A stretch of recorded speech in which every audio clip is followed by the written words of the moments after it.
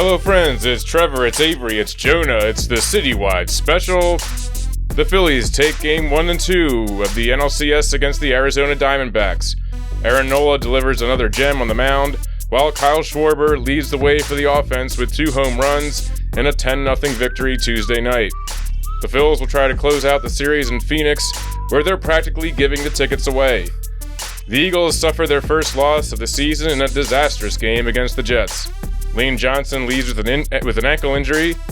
When will the Pro Bowl tackle return? Julio Jones is signed to the squad. What can we expect from the veteran receiver? The Birds will try to rebound Sunday night against the explosive Miami Dolphins. The Flyers win their home opener in an impressive showing against the Vancouver Canucks. The Sixers begin their season Tuesday versus the Milwaukee Bucks, with the James Harden situation still in limbo. All that and more coming up right now. How's it going, fellas? Going good. Thanks so much for inviting me back onto the show. Have some big shoes to fill, obviously, with Pat out. I feel like this is like a situation where like they bring in a totally different style of backup quarterback. Like Jalen Hurts goes down, and then Gardner Minshew comes in, and it's like you know, instead of the spicy hot WIP takes, you're going to be getting a lot of stat nerd bullshit. Yeah, we gotta employ a whole new system, whole new scheme. Yeah, running some very vanilla plays. You know, just trying to move the chains, nothing too fancy. All here. No more RPOs, no quarterback runs, none of that stuff. Just under center. Play old school pocket just handing off the ball to DeAndre Swift every time. Stuff. Yeah. Nice. Well, good to have you back, Jonah. Your second time on the pod, right? Yeah, it's a full circle moment. Not because my first appearance was the end of the Sixers season and now we're at the start, but because the first time I was on here, it was the day that the Killers of the Flower Moon trailer dropped. And now we are on the eve of the release of the latest film from Martin Scorsese. Yeah, I was just looking at when I want to see that. Gotta get to that. I don't know. I think they got in the Dolby Digital thing in the Fashion District. I'll probably try to go there. Yeah, I always wonder like how serious the Dolby Digital it is cool the sound like with the seat shaking. Yeah, but I mean that was definitely awesome in like when we saw Mission Impossible there, because it felt like you're in like an amusement park ride. Basically. It was like like Universal Studios. It was like the seats like rumbling, all this shit. It was wild, but yeah, I don't know. In a 3.5 hour long historical drama, if it's going to have the same kind of impact. It'll be really funny. Good. It'll be really funny if they do that same thing. And it's just like, here's this like very serious meditation on colonialism in America, and But anyway, good to have you back. We're ready to talk, obviously, some Phillies, some Sixers, some Eagles. Got to pour one out for your Atlanta Braves, though. For listeners that do not know, Jonah is an Atlanta Braves fan, so you can boo him. See him on the street, you can spit on his shoes and call him names. Yeah, I'm publicly opening myself up to embarrassment, but I feel like, say what you will about the Braves, but at least they took that loss like a bunch of cowards and wimps and losers. At least they didn't handle it with any sort of dignity or grace at all. So here's my question for you as a Braves fan that I've been curious about is why did the Braves stop cheating during the playoffs? Is what I don't know. 'Cause they were obviously cheating all season. And during these crucial playoff games, they decided to abandon this strategy that had done so well for them all this time. Like, I just don't quite get it. Like, did the magnet stop working or whatever? I would guess that they knew that there was more scrutiny. During the playoffs, there's only 4 games at most happening in a day, so they can look a lot closer. And see what happens. Yeah, I will say, I come by it honestly. I grew up in Atlanta.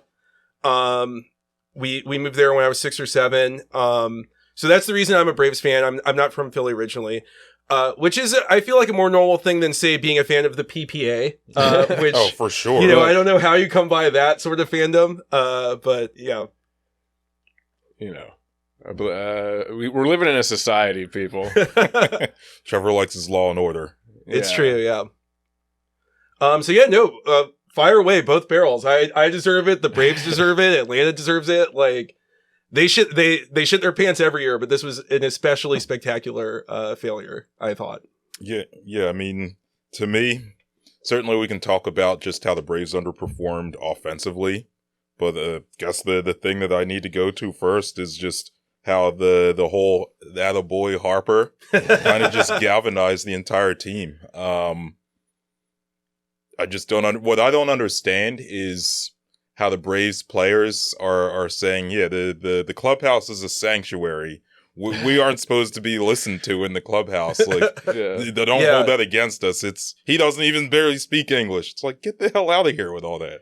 It's wild to me because it's the mildest trash talk possible, right? Like, there was, on a scale of 1 to 10, that was like a 0.1. Right. It was completely in bounds to report that. I thought I actually am like familiar with the guy who actually broke the story. He's a good baseball writer, good thinker. All of this seems, and it's totally fair for the Phillies to kind of take it and like, make it into a thing. Where it goes off the rails for me is like, why are the Braves responding like the media like reported on like nuclear codes or something? Like, I just don't understand. Like, this isn't a big deal, and they made it a big deal. And to me, it seemed like they had this mentality of like, we're losing this series by that time. Like they were looking for like an excuse and a scapegoat instead of, it was a 1-1 series at that point. It's just a very bizarre way to carry yourself in a playoff series when you won 105 games. Yeah, and it was wild to me when, asked about it. You would think that you would just give kind of the standard sort of diplomatic response of like, well, that's not going to bother us. We know we're a good team, blah, blah, blah. Like the fans can say what they want. They're free to say what they want. We don't really care, blah, blah. But instead they're just acted like fucking like psychotic whiners. They're just like, they weren't supposed to hear that, and blah, blah, blah, and that's a breach of the, you're saying the sanctuary of the locker room. And it's like, what are you talking about? No one can possibly know that we were celebrating the victory after game 2. And can't possibly get out, Yeah, meanwhile, you have the Phillies celebrating winning the series going, fuck the Braves. Fuck whoever we play next. And always the Mets. Yeah. It's like, they don't care who hears them talking trash on the other team. It's like, why do you guys? Yeah. And then I think the response from, I don't know, some like random media people saying like, like some random jerk off goes into the locker room and just starts recording what these players are saying and just airing it out for the public to see. It's like that's literally their job. Yeah, it's a credentialed media person, right? Yeah. Like this guy, I think he writes for the Washington Post, I believe. Who? Yeah, it wasn't like Jake or the woman. Jake, the woman. I forget what she doesn't matter. Alana Rizzo. Yeah, Jake was writing for Yahoo, but he's worked for Fox, I think. Yeah, he used to work for Major League Baseball itself, actually. Oh wow, okay. Yeah, they're making it sound like it was just like, like one of us got a press pass and snuck in there asking stupid questions or something. It'd be cool if one of us had one, but you guys need to work on that for next year. We do. Get the citywide special credentials. See how fast we can get our credentials revoked. I predict that if Pat had credentials, he would lose them in 20 minutes. He'd find a litter box in the clubhouse somewhere and just start peeing in it. And that'd be it. I will say that, like, I think that this whole, just kind of reading about this series and watching it, and even before the series, like, it just revealed to me how little the national media knows about baseball or reporting, because you get this big kick up where they're basically, you have reporters on MLB Network saying don't report stuff, which is a bizarre thing to say. But even going into the series, people were acting like the Phillies were some kind of like underdog. I mean, they were underdogs, but like they were acting like they were the Diamondbacks. And they were a completely different team in the second half. They had, once Harper re-entered the lineup and kind of got his power stroke back, and once Turner found out who he was, this was a team that was as good as any team in Major League Baseball. And this was not like last year's series where it was a genuine surprise. Like, these were like probably 2 of the 3 or 4 best teams in baseball who happened to be squaring off in this early round. And it was just wild to me that no one treated the series that way, that this was a clash of more or less equals. Yeah, I mean, I'd been saying that going back to like mid-August. I always felt as though, even though Phillies at the time were 10, 12 games back, that they matched up really well with the Braves. But whenever you turned on ESPN or listened to any sort of just major baseball podcast, any talk you would hear about is just how if the Phillies play the Braves in the NLDS, they're going to lose. And even going into the series, I remember feeling as though the Phillies have every bit of a chance to win this series. They can steal game in Atlanta, which they did. Mm-hmm. Come back to Philly, the crowd will go buck wild, and we play better at home. That's clearly what happened. But yeah, to your point, it's kind of crazy that people looked at the Phillies as this underdog. Certainly this year, but even last year, kind of. I mean, we had if not the highest payroll in the National League last year, certainly one of them. It's just we underachieved for much of the year, and we still came back and won. This year, a little different story, but at the end of the day, the Phillies matched up well. I was surprised to see that we gave up 8 runs the entire series. I thought the Phillies matched up well because both offenses could slug with one another.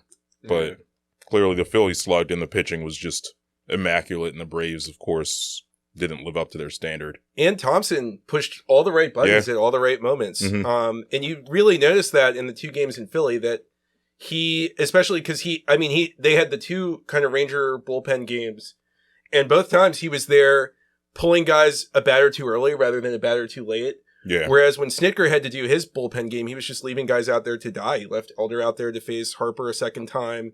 He went to their worst reliever after that. Like, it was just a very puzzling display in a 5-game series to just basically give up on one game that early.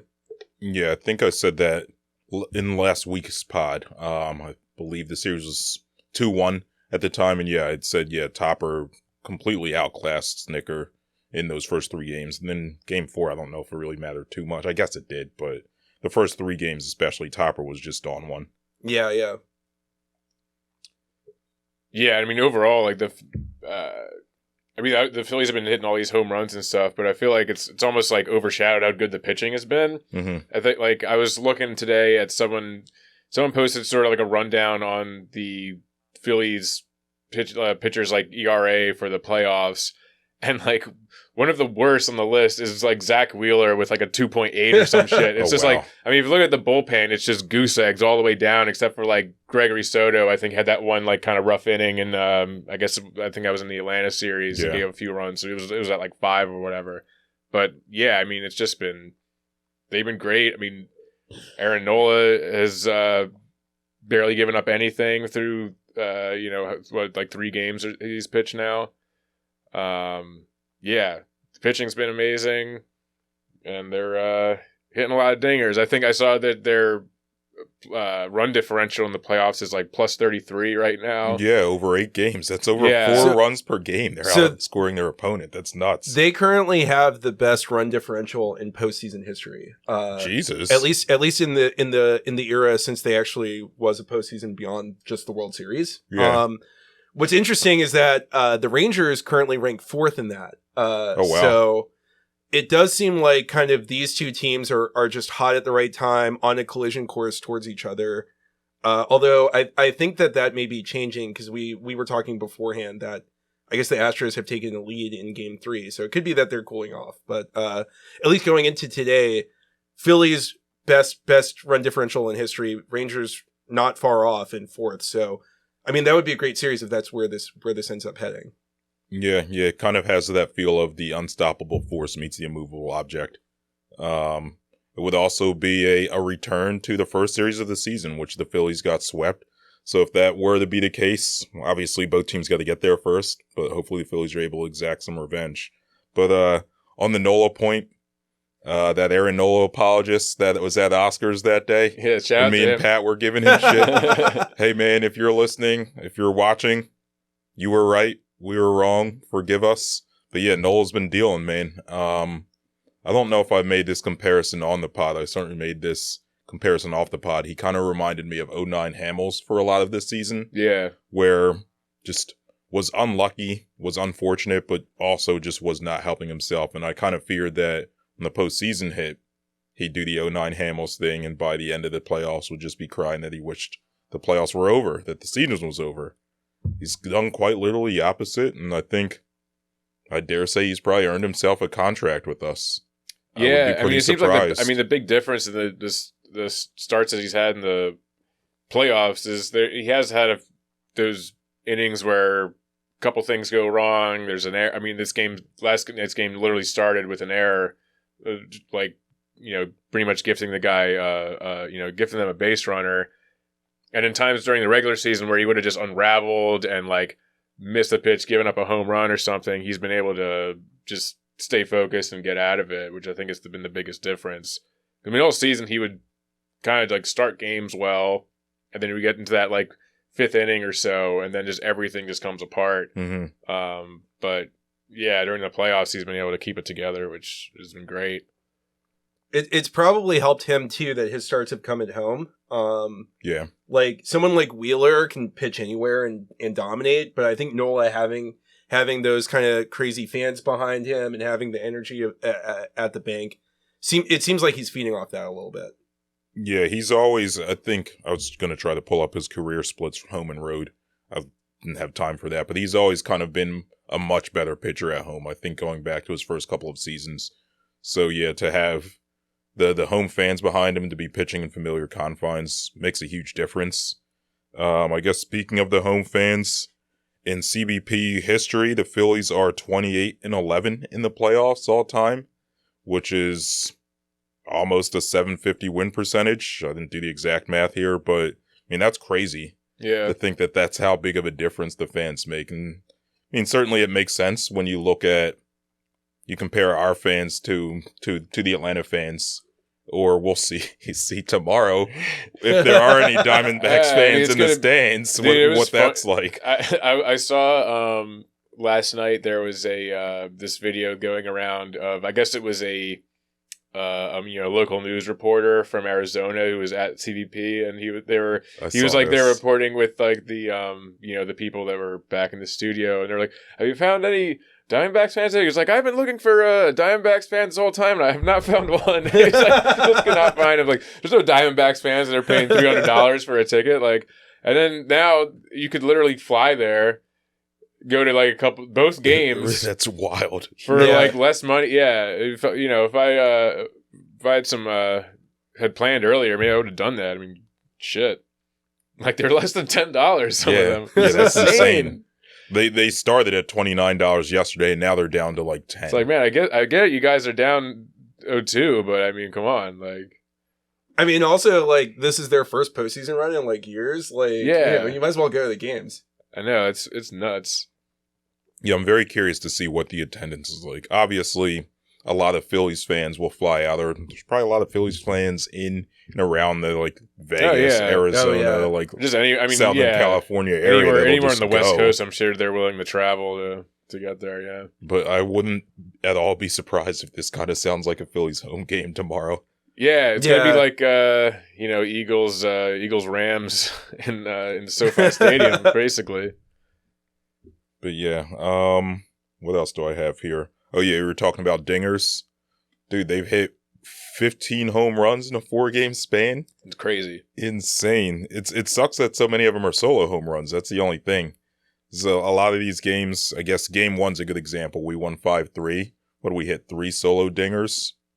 Yeah. Yeah. And then Schwarber, I mean, obviously most of Schwarber's home runs are going to be solo dingers, especially when he's leading off the game. But yeah. So, sorry, you go ahead. I have a fun Schwarber stat coming. I was just going to say, regardless of whether they're solo homers or they're guys on base, this team's crushing. Castellanos, I called that during the World Series last year. I said he was going to have a bounce back year. He has, and he's carried it into the playoffs. He's getting kisses from Johan Rojas in the outfield. Yeah, dude. It's just, it's a really fun team to watch. But Jonah, you can go ahead. Yeah, the Schwarber stat. So Schwarber is the second person ever to hit 10 leadoff home runs in the postseason. He has 10 singles. 10 singles and 10 home runs out of the leadoff spot. That's just a remarkable statistic to me. Yeah, that's like one of my favorite things about this team is just having Schwarber batting leadoff is just like the funniest thing that like works in a weird way. it just does not make conventional sense at all. Like all year, like all you hear people saying is like, man, why don't they just have him batting cleanup? So when he hits a home run, there's people on base. So it's like, nah, fuck that. We want to start the game off 1-0. Like, it's just establish the vibes right away.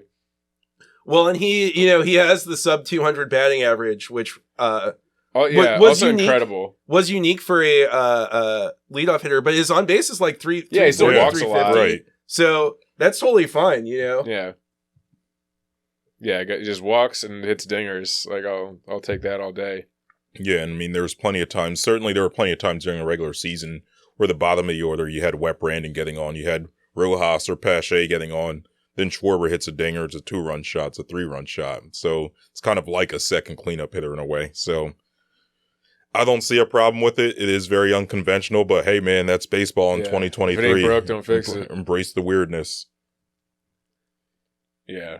But don't they say that batting order doesn't really matter? Like, isn't that a thing? It makes like a difference of like 1 win over the course of a full 162 seasons. So there you go. And like really the only thing that matters is getting your best hitters more plate appearances, which is why putting Schwarber that early like works, right? Yeah. Like you're saying, like most of the time when he hits, it's not the only time he's guaranteed to be the first guy hitting in an inning is the first inning. And then after that, it's Rojas or it's Wet Brandon or someone like that kind of setting the table for him. Yeah, so we'll take it. He's our big burly leadoff hitter, man, our big beefy lad. Runs the bases like Pat always says, like Babe Ruth. Him going first to third last night was pretty comical. Hold up. What about Jake Cave just falling into third on that? Oh, dude, I actually missed that. I like went to the bat because it was like, oh man, because I was like, this is a good inning for me to like just go to the bathroom or something, and because I don't really care about us batting this inning, and I totally missed. I like came back downstairs and there was like my phone's blowing up about like, LOL Jake Cave. I was like, what the fuck happened? Because I saw like he's not on base. I was like, I guess he got out, but I don't. Yeah, I totally missed that. He tried to stretch a double into a triple. Some people say he was safe. I don't think he was. And even if he was safe, he did himself no favors by sliding too early and just falling into the base. But yeah, it's weird. Like umpires give you less leeway if you look ridiculous. Like they like kind of stop calling it down the middle, and they're like, "This guy is a fool." Yeah, you have a feeling that's what happened there. But yeah, I mean, if Jake Cave's getting doubles off of you, should be triples off of you. Garrett Stubbs is catching in a game. You just don't belong in the NLCS, and I don't think the Diamondbacks do. Yeah, they look overmatched. I mean, like people have been saying, their World Series was the series against the Dodgers, which like that fucking team. Good lord. Yeah. I was saying earlier that that COVID championship is looking more and more fraudulent every year. Like they just do not. I don't know. They, I'm not sure if you guys watched that series that closely. They got 6 outs combined from their game 1 and 2 starting pitchers. Yeah, 6 outs. outs. Kershaw got destroyed. Who was their game 2 starter? I don't even remember that dude's name. He was like someone who they pulled off of the like AAA round heat, basically, who went further than Kershaw. He got like 4 outs at least before he made it through an inning. Having to get yanked. Yeah, and then they had Lance Lynn. I liked Lance Lynn a few years ago when he was a good pitcher, and like his antics and just cursing and just screaming and spitting and grabbing his balls was just funny because he was really good. He's washed now, and like he was their number 3 starter, and he doesn't belong in the playoffs anymore. But yeah, the Dodgers, they're a mess, man. Do they have to blow it up? They're gonna have to blow it up at some point, I would think, right? I don't know. They have enough money that I don't think they ever have to blow it up. That's a good point. You'll be seeing Ohtani there next year. You'll be seeing whoever the best starting pitcher is on the market there next year. Like, Nola? Yeah, I guess. No, we can't lose Nola to the Los Angeles Dodgers. He's not an... in 2021, I said the same thing about Freddie Freeman. And look how although that worked out for you guys, though. I would not. I mean, you guys have seen firsthand that it did not work out. Matt Olson's kind of a choke artist in the playoffs. Yeah, they really kept him in check. He was just hitting like these weak little dribblers and stuff all series. He had like 4 hits and they were all singles. And it's like, great, nice work. Although Freddie wasn't good either, so yeah. Freddie Freeman and I share a birthday, same day, same year. We're the same age. Damn. I remember when I discovered that. Yeah. So that's cool. I like to think that even though I'm not as good at baseball as he is, I'm cooler and better looking. Yeah, that's what really counts. That's what matters, Exactly. But, I guess moving on, predictions for the series. I think the Phillies sweep. I hope they sweep because I want to party with everyone on Broad Street. And if they end up winning the series on Saturday, let's say, I'll be at a wedding in Baltimore and will not be able to party. So my prediction is the Phillies win tomorrow. I don't have a score prediction. Paft, whoever his name is pitching. They'll probably score like 6 to 8 runs. Then game 4, the roof is going to be open in Arizona. It's supposed to be like 90 degrees or 100 degrees.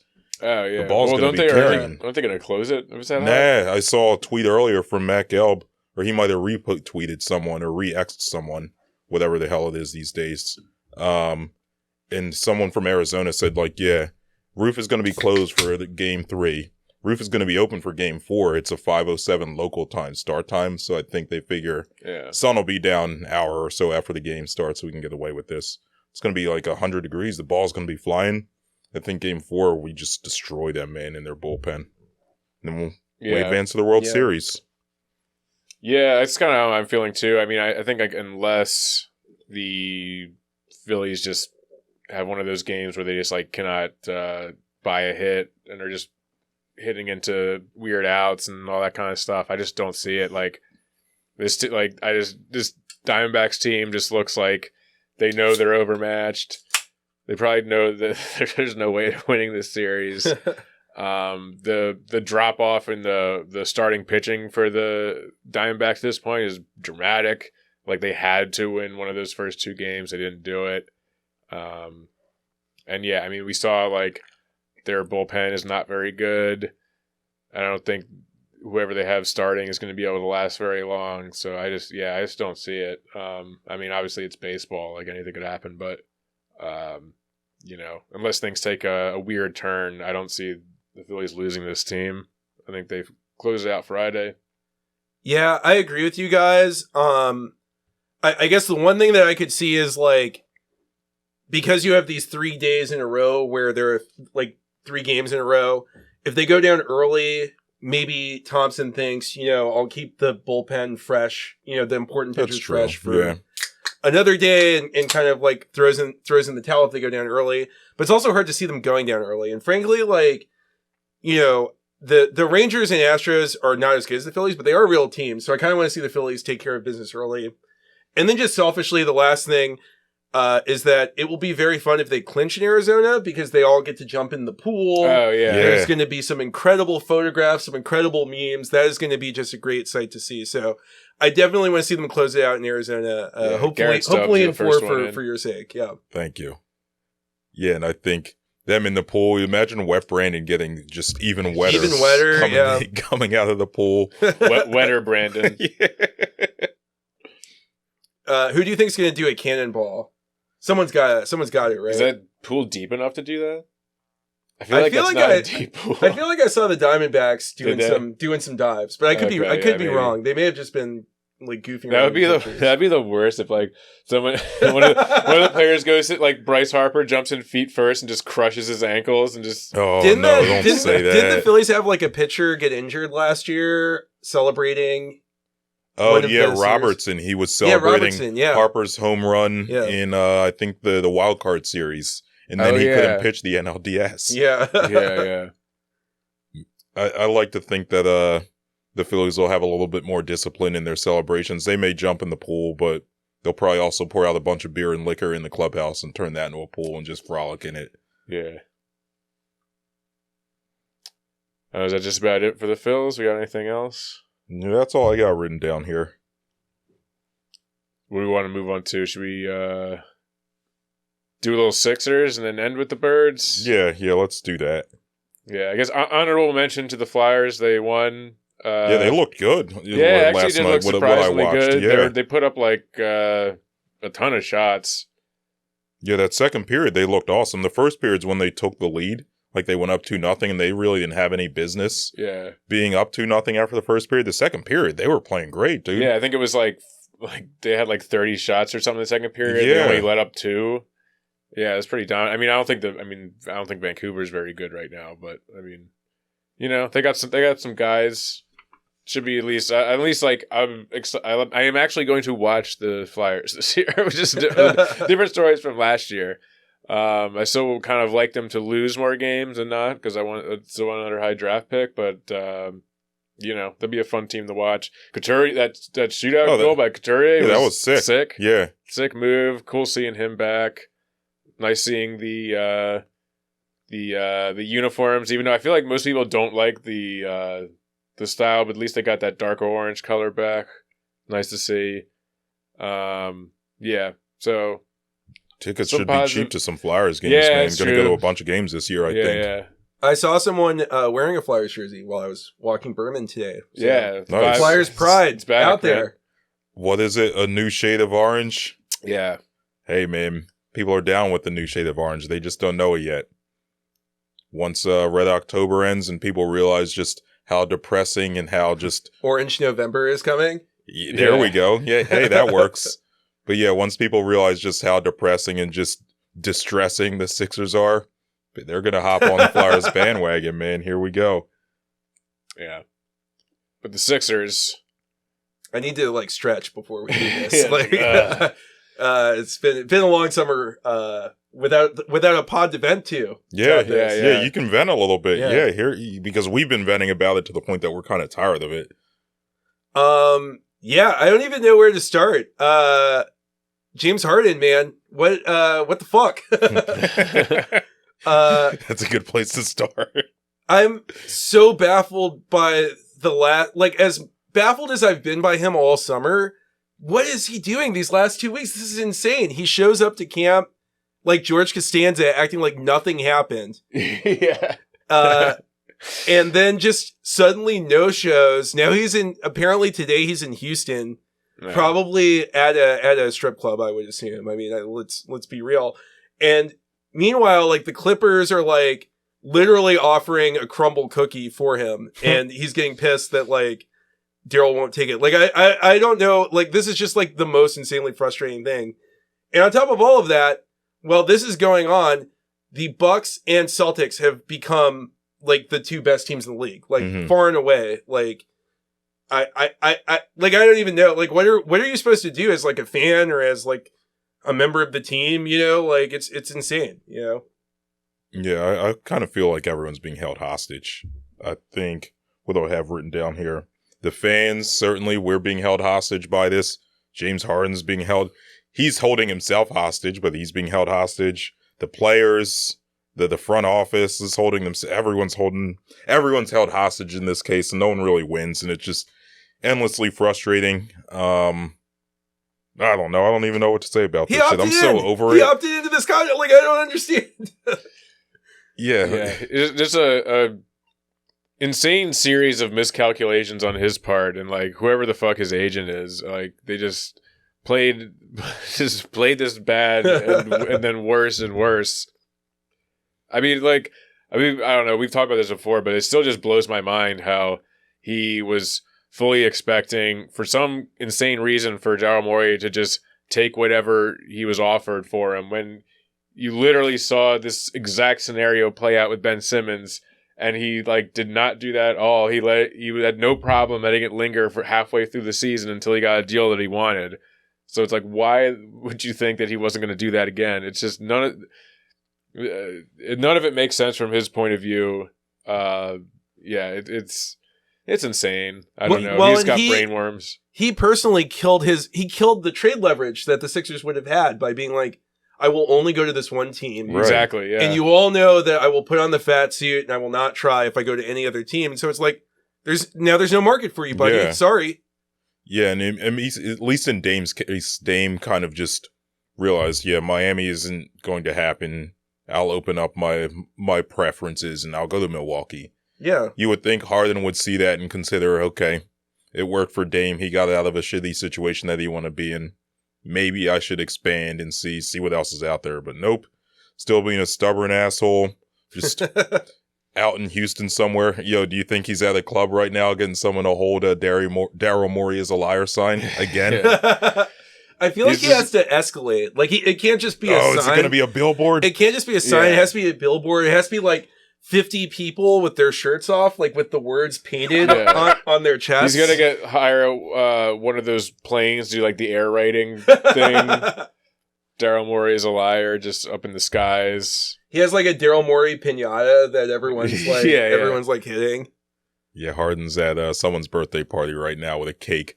The icing on the cake says Daryl Morey is a liar. Yeah. Got Daryl Morey voodoo dolls. I don't know. And also, can I just say fuck the Clippers? Like, fuck the Clippers. Oh, like, for sure. If you want James Harden, make a real offer for him. We were just talking before recording that I guess the news story that came out is that the Sixers offered a trade of one first round. The Clippers would send one first round pick, one pick swap, and Terrence Mann. Drew Holiday, who is not as good a player as James Harden, went for 2 straight up first round picks and 2 rotation players. This is a lesser deal than that. And the Clippers are still saying no. They don't want Harden then at this point is really like the only conclusion to draw. Or they're just extremely overvaluing Terrence Mann, which maybe it's a combination of both. Terrence Mann is a fine player who's young-ish. He has some upside yet, but he's 27. He's got career averages of 8 points per game, 3.7 rebounds per game, 2 assists per game, 50% field goal percentage, which that's good, 38% from 3. You would think theoretically with more minutes, more opportunity that plays up a little bit, but I don't see how at 27 years old they can overvalue. They can have so much value, see so much value in him that he's not worth trading for James Harden, who, like, not for nothing, is one of the 75th greatest players of all time and still averaged 22 and 11 last year and put up 2 40-point games against a really good team in the playoffs. I don't know what the hell they're doing. Terrence Mann's like best outcome is to be like the 5th guy in a starting 5 that wins the championship. Like he could be like the 5th guy on the Nuggets, but like that's it. You know, like there are plenty of guys who could do that. Yeah, there's so much wrong with this. Just who is the Clippers GM? I was trying to think of that. It's Lawrence Frank. Oh, right. Yeah. I just read that article. We got to go to LA and do something to Lawrence Frank, man. We got to knock some sense into him. This just isn't Lawrence. Let's make a deal, man. Let's get this citywide special credentialed in we'll go to LA with the Clippers press corps. I would love to go to LA for a little bit. We'll just like put out 5 episodes pretending to be a Clippers podcast. See if we can get press credentials there. They'll all just be about how great Robert Covington is. Yeah. It's like, we love this guy. Impeccable move to pick up this wily veteran. And one of us is from Northeast Philly. We can say Pat's the Northeast Philly guy. He really respects Marcus Morris. I love him. Your Philly zone that's currently on your roster. So let us get some credentials. Let us come talk to our boys, Rocco, Marcus Morris, and we'll talk to Lawrence a little bit too. And we will convince him that he needs to make a trade with the Sixers. We're going to make him an offer he can't refuse. Exactly. Does he own a horse? But I mean, beyond the Harden drama, I'm kind of excited about this team. I am concerned that Embiid has not played a preseason game. How do y'all feel about that? Yeah, I don't really know what to make of it. Like, I mean, it seems like most other teams are at least giving their star players a little bit of time in the preseason. I mean, it's not like preseason football where it's just like you don't want to risk. I mean, you're talking about you're playing 80 games or whatever. Like, I don't know. I would really like to see what he looks like in this, Nick Nurse system and all that kind of stuff. I don't really know what the logic is behind it. Yeah, it does seem weird because, like, in theory, there's going to be a new offense, and you'd like to see them, practice it a little bit. But I'm really not worried. I'm not worried about it from the perspective of, like, is Embiid going to be fine for the regular season? Like, no one's saying anything that sounds concerning. It seems like he's doing full practices and stuff. So I don't really get the reasoning behind it, but I'm not. It doesn't like concern me necessarily. See, my concern with it is he didn't really. I don't think he played much last preseason either. He might have played a little bit, and I think he was practicing last year, like leading up to the regular season. And the regular season starts, and come to find out, he has plantar fasciitis. Yeah, that's a good point. And it took him 2 to 3 weeks to kind of work himself back off of that and to work himself into playing shape. And the Sixers started 0-3. No one was really paying attention because the Phillies were in the World Series. Yeah. Shout out Mir Long, by the way, for bringing that up in the chat today. But, I'm concerned that he's going to take a couple weeks to work himself back into playing shape. I mean, we're not going to be the first or second seed in the East, most likely. But the difference between being a 3 seed and a 5 seed could be 2 or 3 games, which might be 2 or 3 games we lose to start the season.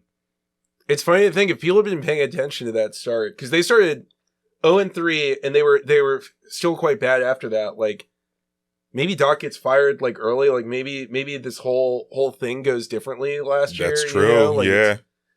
Very very weird what if to consider. Yeah, maybe Doc gets fired. Harden isn't all pissed. He maybe he stays. He's here right now, but maybe he's not disgruntled and isn't requesting a trade. That is crazy to think about.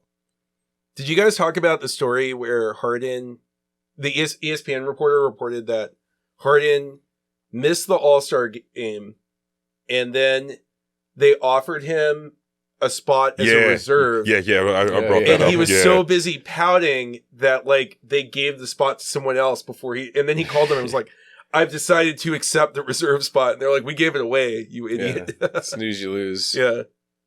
And just incredible stuff. And the fact that like Daryl thought that like he could just ghost this guy and it would be fine and he'd accept this is like, how Daryl's not blameless in any of this. Have you not seen him, what he's done for the last 10 years?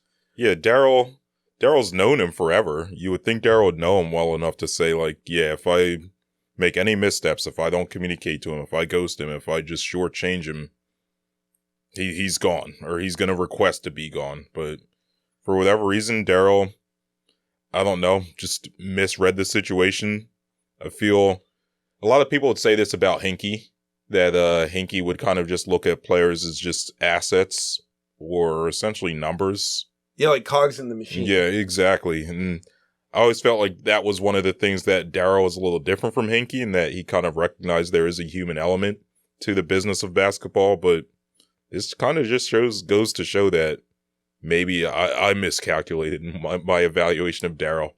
Because, he's clearly just playing the numbers game with Harden, which I kind of get, but at the same time, Daryl, you should know this guy well enough to know that you can't get away with it. I mean, it might not even be like a philosophical thing where like he just actively like sees them as assets or whatever. It might just be that he's like a huge dork and just doesn't have. I suspect that's what it is. Just doesn't have like the basic like social skills to like pick up on these sort of things, and just doesn't like is just kind of oblivious to it or whatever. Like, He, one time when he was the Houston general manager, this story was in the Ringer, Daryl left his car parked illegally and got so many tickets that the car got booted. And rather than paying the tickets, he called a dealership and told them that he would trade in the car for a new car if they came and like paid off the tickets and removed the boot and like took the car. Like he was like, it's not worth my time to like deal with this. Yeah. So I will simply trade in this booted car at a lower value. Just it's like this, that's not a guy that understands how to navigate like social confrontation. Well, I never knew that story. Social conflict or anything. Yeah. I do want to say a path of least resistance type of guy for sure. It must be so weird from his perspective too, because he has like portraits of James Harden hanging in his house. And now James Harden is like going to China and calling him a liar, and like holding up these signs that are like personally insulting. It's just a wild fucking scene. Like I just can't believe this is happening. Yeah, I mean the history of the Sixers for really about the last 11 or 12 years, man. There are some books that kind of cover it. Like there's the guy Aaron Weitzman. Yeah. He wrote Tanking to the Top, which is a very good book. but that stopped at like 2019. There's been 4 more years it's of bullshit. It's gotten even crazier since then. He's gonna have to write like a volume 2. Yeah, it's like how every few years, like Ken Burns had to do a new chapter of the baseball documentary. It's like you're gonna have to like just keep adding on to the Sixers saga. I feel like if that era is taking to the top, this is like succeeding to the bottom. Like it's like we're finally winning 50 games, but somehow everyone feels worse about this team. Yeah. Dude, totally. I will say, I feel like Gene Springer looks good. To like some positives from preseason. Gene Springer looks like he can contribute. Obviously, it's preseason. You don't want to get too high on it.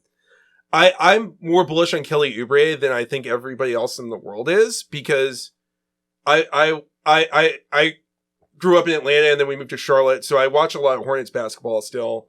That team was hopeless. Like he had no choice but to chuck on that team. And he has the skill, he has kind of the physicality, the body, the skill set to be like a good kind of wing in a supporting role. And it seems like that may be happening this year. You know, he didn't work with the Warriors, but that's like a very weird, it's a weird system, idiosyncratic team. Right. So I think that's what bothers me, is that like there would be a lot of reasons to look forward to the Sixers season. Maxey looks good. Maxey's going to be taking another step forward. And it's just like, instead, just every day, it's just like James Harden. And it's just like this drama, this cloud that's like circling this otherwise like not going to win a championship, but like one of the more fun and likable teams we've had in a while, I think. Yeah, I think obviously Milwaukee and Boston are the favorites. However you want to slice it, Boston's 1, Milwaukee's 1. One of those two is going to be the number 1. The other is going to be the number 2. But I mean, you can make a case that if Porzingis gets injured, which happens every season, right? Porzingis gets injured, Giannis gets injured, Chris Middleton's old, Brook Lopez he's good, but he's old. Like, you could make a case that if things were to go bad for one of these teams and the Sixers had anything going for them, that they could end up a 1 or 2 seed in the East. I'm not saying that that's going to happen by any means, but they're in a position that these other teams are a little fragile, and the Sixers have a little bit more. They don't have a little more stability. If Harden was not being Harden, they'd have a little bit more stability, some continuity here, and you'd feel a little better about their chances. But instead, we're left with whatever this shit show is. But to your point, Jonah, some of the young players do look good. Springer actually looks like an NBA player from what I've heard. Kelly Oubre, I kind of shit on him when we signed him, but I feel like Nick Nurse is a good coach to kind of unlock him a little bit. Mm-hmm. Maxey looks good. B-Ball Paul, we love a B-Ball Paul. Who else am I thinking of? Oh, Danny Green. Danny Green apparently looks pretty good. The highlights I've seen, he's turned back the clock a little bit. You know what you're going to get from Tobias. We'll get to Pat Bev. This team could be super fun. Nick Nurse has them playing like a really up-tempo style, at least without Embiid and Harden. Has them competing a lot more on defense. Yeah, I've been loving all the quotes from the players just like throwing shade at Doc Rivers. It's like, it's like we're actually like passing the ball around and like moving and doing all this stuff, you know. Yeah, they're like, I didn't realize you were allowed to like play good. I thought you were supposed to play bad. That was what Doc always told us to do. Yeah. Yeah, I like how B-Ball Paul at one point said, yeah, if Doc was the coach and I took a bunch of threes, I probably wouldn't play for like 10 games or 2 weeks. I forget what the exact quote was. But now he says, yeah, Nick Nurse is just encouraging him to let it fly. And the jury's out on if he like can actually convert those attempts into points and he can make a jumper at a respectable percentage. But I like the fact that the players are much more in line with the coach and are a little more excited about playing for a coach, because Doc, I mean, we saw it. Come on, guys. Come on, guys. Just the most demotivating coach ever. Well, and that's the thing, is that you don't know unless you try it. And that's what Doc would never let them try it. Mm-hmm. And it's like, maybe this doesn't work, but it's infuriating to not even know, because then you end up in situations like they did in every playoff series where it was like, we don't have any answers because we haven't tried anything. And, you know, the one thing we do doesn't work here. So, yeah. I feel good. I know last time I was here, I was a Nurse skeptic. It's preseason, so it's too early to say, but it does seem like he's having a good impact on the team. So if he's no longer the Brendan Fraser, then who would you compare him to now? That's a great question. I don't think he's quite Colin Farrell yet. Yeah. Maybe not. Maybe like Jason Schwartzman in Asteroid City. Okay. Good enough to good enough to star in the movie, but he, got a good director, got a good kind of vision behind him. I'm not buying a ticket to see him, but he's like, he's like holding it down. You It's fair. We'll see how he does in the regular season, but I mean, so far so good. I'm excited. I would be much more excited if we just could get all this bullshit behind us, but lo and behold, this is the city of Philadelphia. But yeah, I guess speaking of Pat Bev real quick. Let's get this clip. Yeah, this is one of the things I'm most excited about. Nothing gets me more fired up than seeing my buddy get kicked out of a preseason game. Well, can you explain to me exactly what happened between you and Ben Simmons? Let's get right into it. First off, Ben Simmons is a hell of a talent. It was good seeing him back out there. He looked strong. He impacted the game yesterday. So when it comes to basketball, I don't have a problem with this. But when it comes to, he was chirping at one of our rookies. Petrusev. Come on. Philip with an F. You know what I'm saying? You chirping at that guy. You foul him hard as fuck. I'm talking to you all game. You ain't saying nothing. Tobias cooking your ass. You really ain't saying nothing. You know what I'm saying? You got 8 turnovers. Punching down, kind of. Yeah, our rookie. You know what I'm saying? No, you don't get no. Talk to me. I've been talking to you all game anyway. Talk to me. You were talking to him the entire game at the free throw line. You were. He come through the line and hit him. His swag be too high. What do you mean your swag too high? Is that a thing? Yeah, sometimes guys be swag too high. You know what I'm saying? For not done a lot. But yeah, that's what I don't like. He's the man, dude. It's incredible that he has the Pat Bev podcast. He has this rigid code, and it's look, he broke Rule 6, Article B of the code. What can I say? Yeah. I had no choice but to get kicked out of the game. Preseason, regular season, doesn't matter. Code's the code. And I mean, I love how it was Ben Simmons too. Yeah, just perfect. The cherry on top, man. I've been saying for years, long before this podcast existed, that Pat Bev was the ultimate Philly guy as far as just athletes, certainly NBA players, but I feel like athletes in general, the ultimate Philly guy, and he would be the perfect fit here. I mean, he could be ass this year. I've said this on the pod. He could be really bad this year. I wouldn't even care, man. Yeah. You listen to that and you just hear a guy that just ready to fight, stand up for his rookies. He's ready to give Ben Simmons some shit. That's a man after my own heart, dude. Pat Bev, we love you, man. Yeah, it's just that's the energy that I wish someone on this team had brought last year, 2 years ago, 3 years ago. Just when you think about all the gutless losses they've taken over the years, they just needed someone who was gonna fuck with Ben Simmons. Yeah. I mean, we're talking guys like George Hill. Mm-hmm. George Hill was our vet we brought in a few years ago. That's right. Yeah, wow. He sucked. Couldn't even stay on the court. Al Horford, get out of here, man. Oh my god. We've had these spineless these vets that aren't gritty, so soft. Yeah, just don't have it. Aren't ready to stand up for their rookies, and now we're blessed with Pat Bev, a man of the people. He said he wanted to live in the city. He said he wanted to smell the city. I'm sure he's probably smelled a pissy alley or two and maybe regrets that statement. But at the end of the day, he's blue collar dude. Probably taking some 99 banana shots, with some of the people. I would love it. If I ever got to do a shot at 99 bananas with Patrick Beverly, man, I could die a happy man. It's just a good man. I wonder how he fits into the rotation. I feel like between him, Melton, and Springer, those are 3 defense first guards that you're kind of looking at. But Pat Bev's got to get some rotation minutes here or there. Certainly, if and when Harden leaves, you're going to need those guard minutes to be taken by someone. I mean, it'd be so nice if they could get a wing for Harden, and then you give the Harden minutes you spread around these 3 defensive wings because you have these 3 defensive guards because you have Maxey who's the score guy. Yeah, having a dog out there with Maxey, I think perfectly balances it out.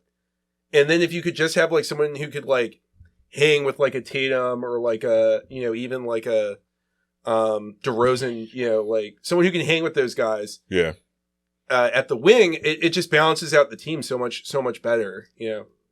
Yeah, maybe that's the Sixers' obsession with Terrence Mann. He is 6'5" with decent wingspan. He could fill that role, but he can't score though, you know. Yeah, like, I don't see. But I guess that's probably enough Sixers. We got any other Sixers? Yeah, I guess we can move on to the Birds, who have finally lost a game against the Jets after all these years. They're now 12-1 against the Jets. Yeah, my man Snack didn't even play, dude. I know, Snack wasn't even there. So Snack was home making some buffalo chicken dip. Yeah. So, takeaways from this game? Regression is coming. On our very first episode, if you want to go back and listen to it, you want to hear some poor podcasting from some rookie podcasters. It was right after the Eagles lost the Super Bowl. I cautioned that regression was going to hit this year. It has. Injuries. They're banged up. The schedule's way tougher. Turnover luck. We saw two of those three things on Sunday in the schedule. We'll see it coming up. But yeah, I think that the regression kind of hit pretty hard. The Lane Johnson injury, I think, is a lot of the reason we lost that game. Yeah, Driscoll was just getting turnstile. That was ugly. Yeah, and then the one interception where Hurts gets hit, I do think Hurts owns some responsibility because he's holding on to the ball that for too pressure's long. coming. That is kind of on Hurts. But Lane Johnson probably holds up there, right? And he's able to get that ball. Yeah, that's what like the pressure is generating those bad plays. Yeah, and then he had one of the interceptions was just like that crazy Goddard just. That was a good play by the defense. Quinnen Williams pass rushed, was at Hurts, and then just turned around and ran back and was in position to just catch that ball. Yeah. Hurts already has more interceptions this year than he threw last year, too. To your point about turnover regression. Yeah, I mean, I think we all knew that was going to happen. And, I mean, the one, like, frustrating thing about this game was that, like, at the start of the game, Hurts looked awesome. Like first three quarters, he looked great. I mean, I think it was in the beginning of the game, in the first quarter, he had, like, a play where he's, like, getting flushed out of the pocket, and he's just like literally just like stiff arming a guy away from him, and then makes a throw to I forget who it was to, but it was like that was badass, incredible play to like just have like the strength to like hold that guy off and still have enough balance, make the throw, get the first down. It was amazing, and he had like a few other really great plays, and then like that fourth quarter, just really fell apart in a bizarre way. That last interception that kind of more or less sealed the game for the Jets was just, I had no idea what was going on there. His mechanics were all off. He was he threw it off his back foot when he had time to step into it, and then he's thrown into like double coverage.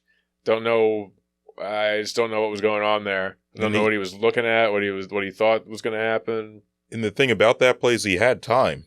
Yeah. There wasn't a pass rush bearing down on him. He just drifted back and kept drifting back, and then he was just off his back foot for no reason. I don't know. There were so many different points in that game where I'm like, oh, we're going to lose this. When Jake Elliott misses a 37-yard field goal. Yeah. It was like, I mean, it reminded me a lot of that Washington game from last year where it was just like everything that could possibly go wrong in this game has gone wrong.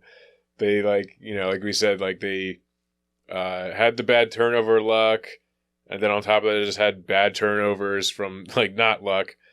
You get the missed kick, injuries. It was just a perfect storm of shit. So let me ask you guys, because I feel like watching it, the offense has looked out of sorts. I think we all agree for weeks now. Yeah. Mm-hmm. What percentage of blame do you assign to Jalen versus sort of the coaching, whether it's Brian Johnson's play calling or kind of Sirianni's decision making, versus the injuries to people like Lane Johnson or kind of like the regression on that front? Like where do you see the blame being kind of spread around, and like, what do you think is fixable versus what may be kind of like a lingering issue all year? I definitely think some of Brian Johnson's play calling has been odd. I guess the one debate that's been going about this game is the pass the throw or the run the throw ratio. It was very lopsided in favor of passing, which, like, going into the game, we figured that kind of makes sense. You have, like, their starting corners are out. Snack was out, dude. Yeah, he was out. Yeah. Their other starting corner was out. You figure, like, you want to attack the outside. They have, the Jets have a pretty good front. They have good linebackers. So, like, I don't, like, blame them for going pass heavy. But, like, at some point, it's like, I don't know. It just seems like you like, have to get that run game going a little bit. So I have a theory on that, is that when the game started, they probably came in with more of an intention to run the ball, but losing Lane affects a lot of your run game too. Yeah. I mean, they were getting, like, some of the runs they did have, they were getting tackled behind the line. Because like you're missing Lane. Yeah. Yeah, I mean, that Jets defensive front's good. The Jets have a really good front seven. Mm-hmm. And I think as far as, like, Brian Johnson goes, I would have liked to have seen a little more creativity in terms of personnel groupings. I think the Eagles were in 11 personnel, 3 wide receivers, 1 tight end, 1 running back, 60 or 70. I forget. I want to say it was like 65% of the time at least. Which, yeah, I mean, if you can see the running game isn't working, bring in some 12, bring in some 13 personnel, and see if you can kind of force it to work, especially when you have Lane out. So I think my biggest issue with Brian Johnson, I've said this on the pod a couple times, is that the personnel groupings, he has a tendency to stick with 11 personnel too much, which is more of a college-based offense. Like, it's a college-based personnel grouping. He's a college coach, so that's what he knows. So to answer your question, Jonah, I would place about 50% of the Eagles' offensive shortcomings on Brian Johnson's shoulders. That's a lot. I would say probably about 20 to 20. Nah, that's a cop-out. I'll say about 30% goes to Hurts. Mm-hmm. He's bailing on pockets too much. That last interception, totally on him. The first 2, I don't think were on him as much. Some of his plays in the first half of the Washington game, granted, he didn't throw any interceptions, but he was bailing too early. Things like that. I think for whatever reason, he's just not as comfortable in the pocket. Mostly on him. And then, I would say injuries are probably about it. Injuries and or other players underperforming is about the other 20%. Devontae had 2 awful drops in this game. Yeah. He's been brutal lately. Yeah, he's Quez Watkins in the Rams game had that one screen where he just had a huge hole and for whatever reason just ran the wrong way. What else we got? Lane Johnson being hurt. Kenny Gainwell not being as good as he was last year. It hasn't really been much of a factor. So, I would say, like, most of the blame I would place on Brian Johnson, a lot of it on Hurts. Brian Johnson's Sirianni, I should say, because Sirianni doesn't call the plays, but he develops the game plan. And it's weird. I mean, we clocked this back in week 2, I think, that, like, Vikings game where it was like, even though in the moment, it didn't feel like Steichen was that important to the offense, and that it was Sirianni's design, and Steichen was just kind of, running, like, going off the menu that Sirianni gave him.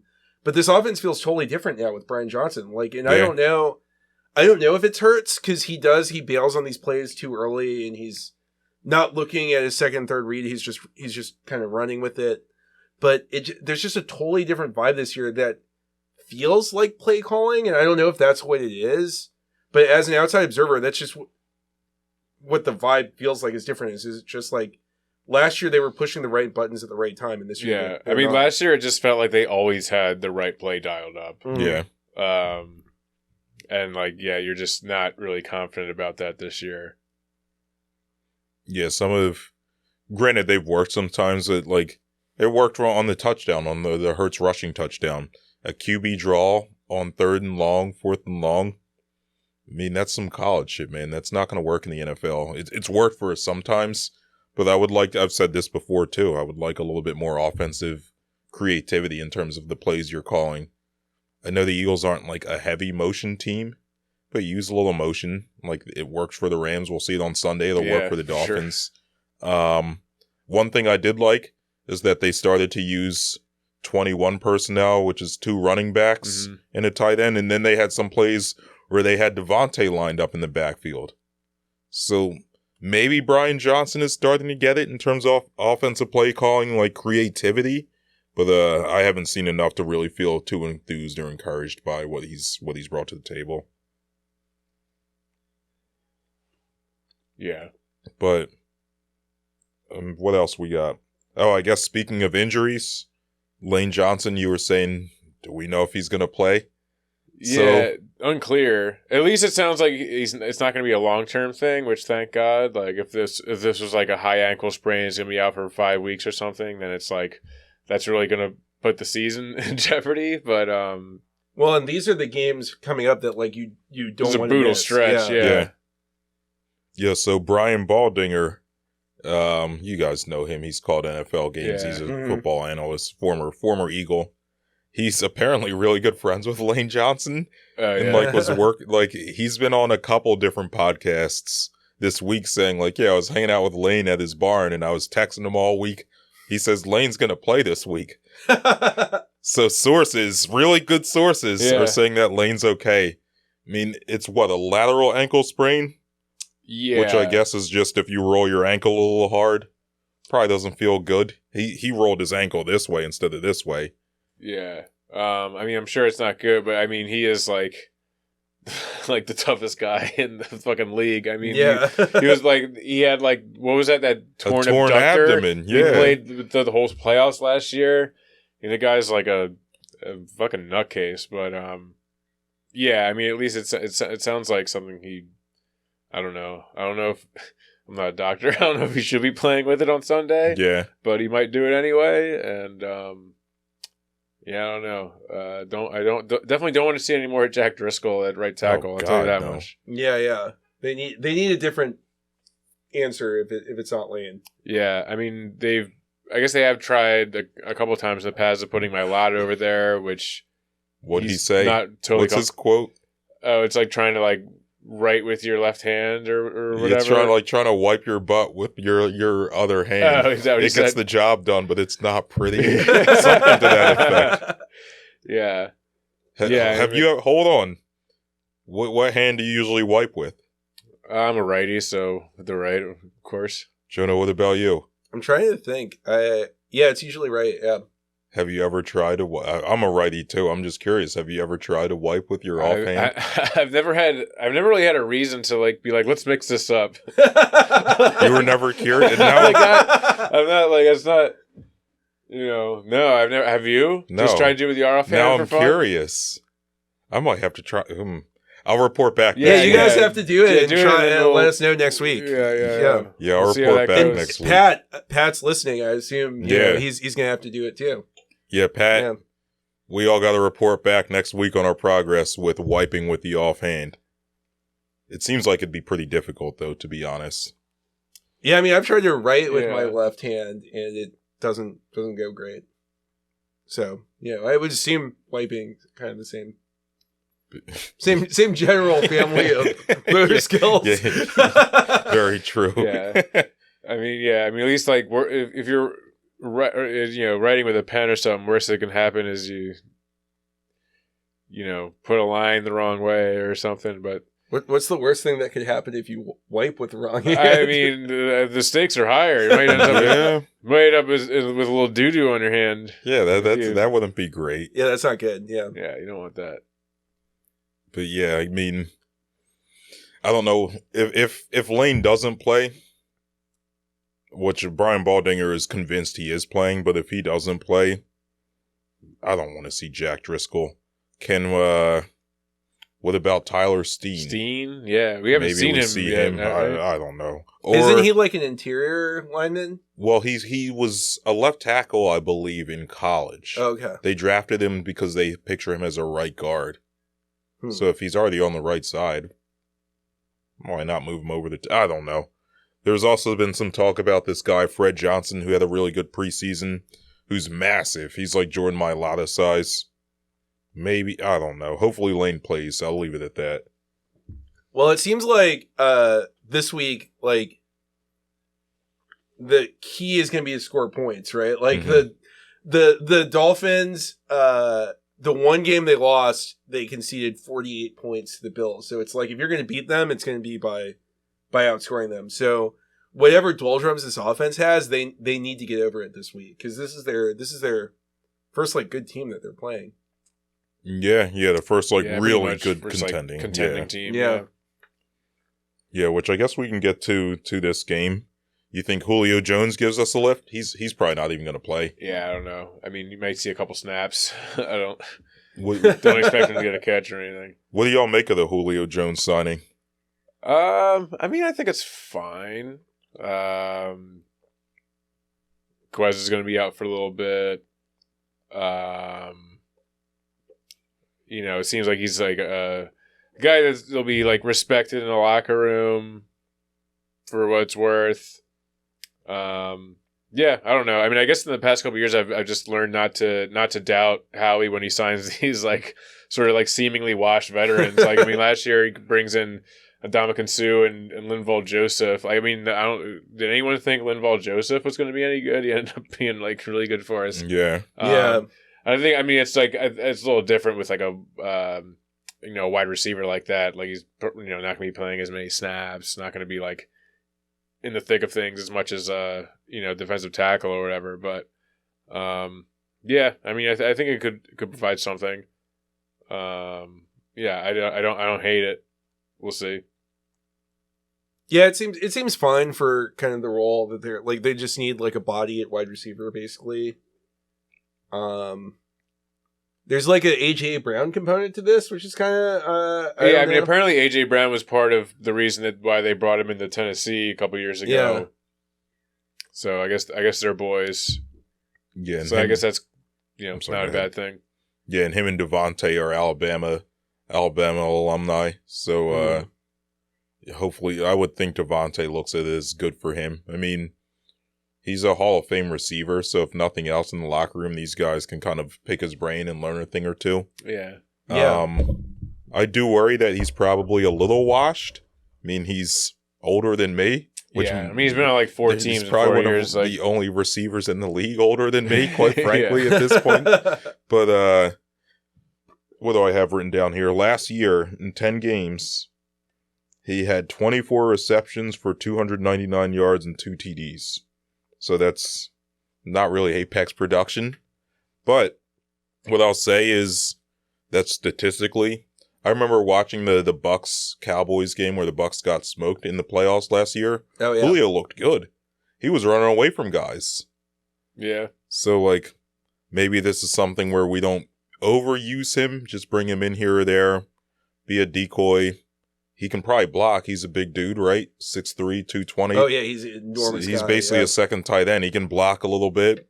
Use him sparingly and save him for when we really need him down the stretch. But either way, should be better than Quez Watkins. He'll know which direction to run in on a screen. You know what I mean? Yeah. You can't do much worse than Quez. Yeah, I always liked Quez, but the last couple of years, he's just completely fallen out of favor with me.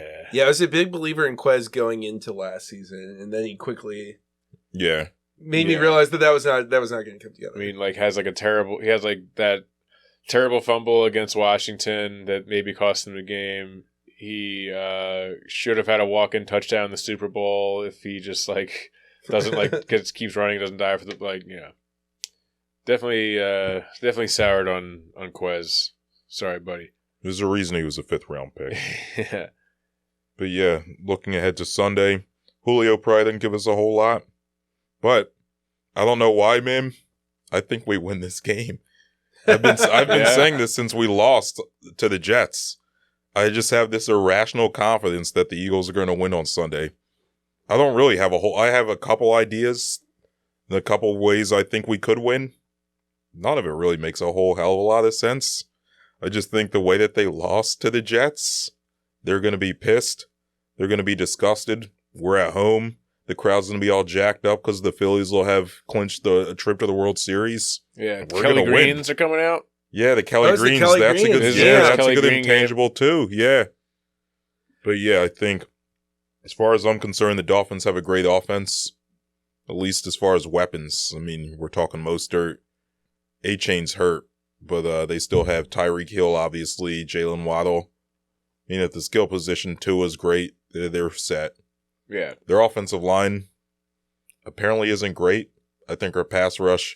That's going to be the key, is if they can get pressure on him and force him to get the ball out quick. Because you don't want like long plays developing, give him time to like throw deep balls to Tyreek Hill. Because like if he has time, like Tyreek Hill is going to burn whoever's at cornerback. Yeah, especially with the secondary, the way it's all banged up. Yeah. Like you definitely wanted to like. I mean, like I hate this. It pains me to say this, but this might be a time to like incorporate more of like a Gannon style defense to just like take away those big plays, keep the passes underneath, and just the whole defense is going to have to take the bus to the stadium. Sorry, guys. Yeah, exactly. This is going to sound weird, but like I think sometimes a team needs to lose, and like the Eagles kind of needed to lose, right? Like every week they kind of look like shit. But they won the game. Yeah. And so at the press conference, gives them like the false sense of security. The press conference, they would like Jalen would come out there and be like, "Well, we won. I don't understand why I'm being criticized." And now that they lost, it's like now you have to confront these problems and like you have to actually admit that there are issues with the team. Yeah. So I kind of am with you, Avery, that like I feel like maybe this is like the week where the offense finally like gets their shit together and it's like, oh, we can't coast off of what we did last year. We actually have to show up and play. Yeah. I mean, it does feel like the type of game. Like I am expecting Jalen Hurts to bounce back in a big way this week. I think the offense is going to be good. It's just all going to come down to whether the defense can contain this like Dolphins team that is just like gone crazy every week. Like they just have a really electric, dynamic offense. Though I mean, to our credit, like. Last week, like, the defense was not the reason we lost that game at all. Like, they held their own. The defense played their ass off with all those injuries in the secondary. Yeah, I mean, they were holding them to field goals all game. The only touchdown they scored was off that interception, and then they just let them walk in so we could get the ball back. So, you know, if they could hold up. But, like I was saying, like, they do have, like, a lot of speed on the outside. I'm assuming, like, I mean, Slay probably isn't going to be back. Oh, no, Slay practiced today. Oh, is he? Okay. Oh, nice. I think Slay should be back. Is Jalen Carter going to play? Yeah, he practiced today. Okay. Yeah. Reed Blankenship did not. Yeah, the safety position is a concern for sure. They're like down to no. I mean, Sidney Brown's not close to being back. No, I think he did practice today. Oh, is he back too? Okay. But he's a rookie going against this team. That's not great. Well, and like if there's one team where you need your safeties, it's the one with Tyreek Hill. Exactly. So, yeah, I think pass rush is going to have to get home. The other thing I think we're going to have to see is, I hate to be a hashtag run the ball guy, but we got to control the time of possession a little bit to keep that offense off the field. Those are our two paths to winning. Control the ball, get pressure on the quarterback, force short throws, and just make them dink and dunk, which they're perfectly capable of doing. But it's gonna take a longer time, and it's gonna keep them from running up 60 points on us. I got a score prediction for me. I think we win 38-35. I think it's gonna be a good game. It's gonna be a close game. I think right now the line is Eagles minus 2.5. So yeah, 38-35. We barely cover. Goes over. What is the line? It's Eagles minus 2.5. Really? Yeah, I was surprised. I was surprised by that. Yeah, it opened at minus 2.5, and it hasn't changed unless it changed today. Yeah, I think the home field advantage is down to like 1.5 points or somewhere around there. So that means that they still think the Eagles are the superior team. Okay. It's interesting, but yeah. Unless they're giving, I mean, they may be giving us they may be giving the Eagles more because it's like a Philly, like that's probably the a different crowd. Bump, yeah, probably a different crowd from like what the Chargers were getting. That's against true. The Cowboys. Yeah, they're getting Monday a Philly night. bump. Although that lady was freaking out, man. That lady was more into any football game than anyone has ever been in history. Yeah, she probably had mad money on the game. Yeah, I love all the conspiracy theories. Like, it's a paid actor. a crisis actor. Yeah, crisis actor. Yeah. Like, well, it was funny because they also, like, everyone thought, like, they dug up this picture of her with, like, a Viking shirt on, and they're like, oh, we got her. This is not real. And it turns out it's, like, her son is, like, plays for, like, the Vikings in their, like, Pee Wee football league. So that's why she has, like, a Vikings jersey. Jesus. Yeah. Y'all got a score prediction? I haven't really thought about this, but I'm going to say, and it pains me to say, is I have not predicted an Eagles loss yet on this podcast, but I'm going to say Miami 35, Eagles 28. Okay.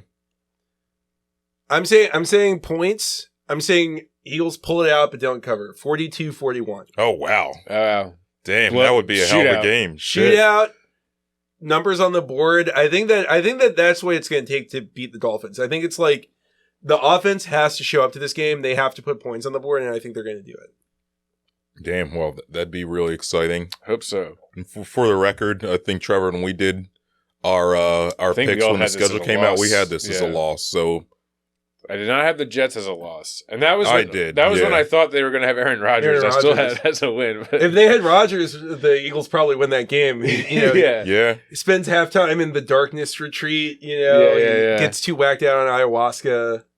Yeah, he's all fucked up on ivermectin.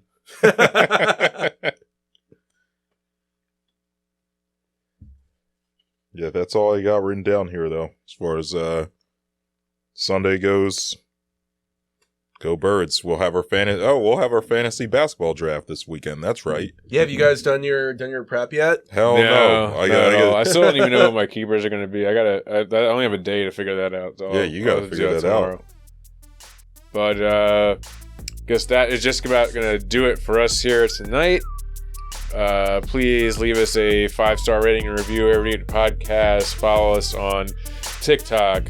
Subscribe to YouTube. Follow us on Instagram and X. Send us Twitter. an email. X. Yeah. Send us an email. I've been forgetting about the email thing, but send us an email at citywidepod@gmail.com. Have you guys gotten any emails? I don't think so.